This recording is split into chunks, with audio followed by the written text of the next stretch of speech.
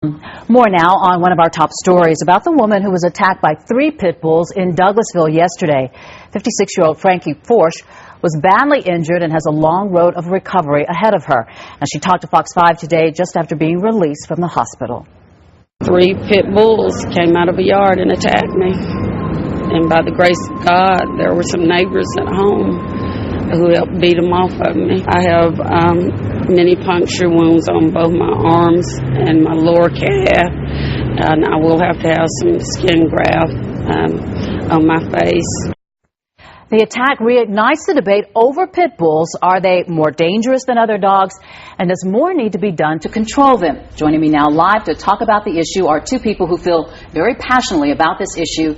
Please welcome Dr. Mark Wolkin. He's a surgeon at Children's Healthcare of Atlanta who has operated on victims of dog attacks, and Amy Ciontos with Pit Bull Rescue Central, and she owns several pit bulls of her own. Thank you both for joining us tonight. Amy, I'll start with you. I've never met a pit bull, but certainly when you see these kinds of stories in the news like that of Mrs. Forsch, and you see the damage that they can do, I'm terrified. I don't want to meet one. Convince me I should change my mind. Well, I would like to point out that the world's first facial transplant patient was mauled by her Labrador Retriever.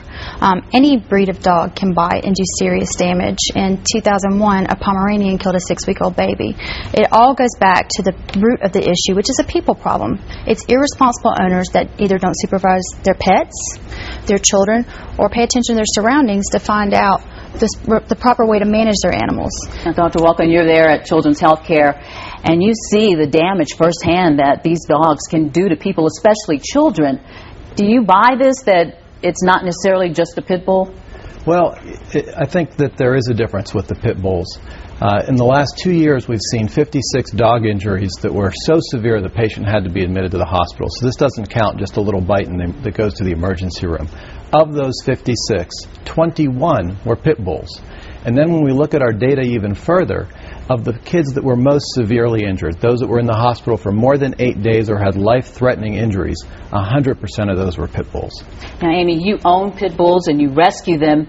I was reading that it's not necessarily a breed. So what are they? What do you classify them as? There are over 25 breeds of dog that are commonly mistaken for pit bull terriers. The actual breeds are the American Pit Bull Terrier, the American Staffordshire Terrier, the Staffordshire Bull Terrier, and pit bull is an all-encompassing term that refers to any mix thereof of those breeds. So whenever you're looking at bite statistics or right, because all dogs bite. Right.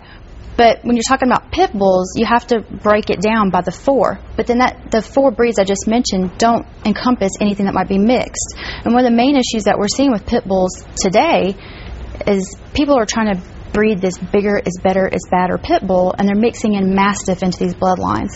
You're taking a dog that was specifically created to guard against people and mixing it with a dog that by nature is supposed to be really good with people. Right. Pit bulls originally were supposed to be great with people. Right. So really? when they yes, because when dog fighters would put dogs together in the ring, they had to be able to pull them apart, and these people had to be able to take their prize fighters home with them, and they lived inside the house with the children. Now, Dr. Wolkin, I know you have really strong feelings about pit bulls and how they should be, perhaps law should be passed to sort of regulate them, maybe dangerous pets.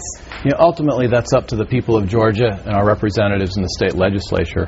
But there does need to be something done to protect kids. You know, oftentimes these are neighbors' dogs. They're not properly locked up. I'm not going to take the blame off the owners. I agree with Amy that there are irresponsible owners. But when you have a pit bull, you have to recognize that your dog is more dangerous than others. I mean, the data speaks for itself.